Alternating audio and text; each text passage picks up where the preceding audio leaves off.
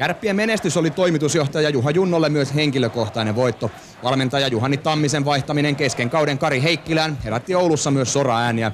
Kauden päätyttyä 4. sijaan fanien on vaikea kritisoida ratkaisua. No varmasti nämä tulokset kertoo, että mitä joukkueessa tapahtuu. Vaikka mitali jäikin vielä 2 maalin päähän, kausi oli oululaisille menestys paitsi urheilullisesti myös taloudellisesti. No kyllä me budjetoitiin ihan mukava voitto, mutta näyttää siltä, että menee paljon paremmin mitä ajateltiin. Että kyllä tämä on myös taloudellisesti ollut erinomainen vuosi. Rahaa kirstun pohjalla siis on, mutta ensi kauden joukkuetta rakennetaan maltilla.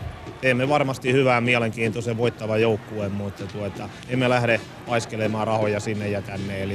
Eli edelleen tarkan markan aikaa elämme. Ensi kauden joukkueen runko on siis jo kasassa, mutta Junno lupaa budjettiin mahtuvan myös vahvistuksia. Niitä saatetaankin tarvita, sillä esimerkiksi nuoren tehohyökkäjän Niklas Hagmanin huhutaan siirtyvän ensi kaudeksi Turkuun. Hän tähyää myös Rapakon taakse ja totta kai me pyrimme ja yritämme Niklaksen pitää, mutta katsotaan nyt tilanne.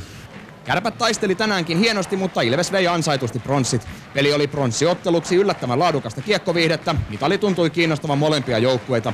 Avausmaalin teki 12 minuutin jälkeen Raimo Helminen. Näissä luvuissa mentiin aina toisen erän loppuun, kunnes Toni Dahlman ohitti Markus Korhosen. Paikkoja oli enempäänkin, mutta loppuluvut tänään Ilves 2, Kärpät 0. Tamperelaisleirissä pronssiriemu oli aitoa. Vedän lyhyesti Ilveksen koko kausi nippuun. Tiukka keskialue ja puolustus ja pronssimitali kaulassa ja Raimo Helminen ja se oli siinä. Ilvekselle siis pronssiset mitalit. Edellisen kerran tupsukorvat saivat himmeimmät mitalit kaulaansa vuonna 1989.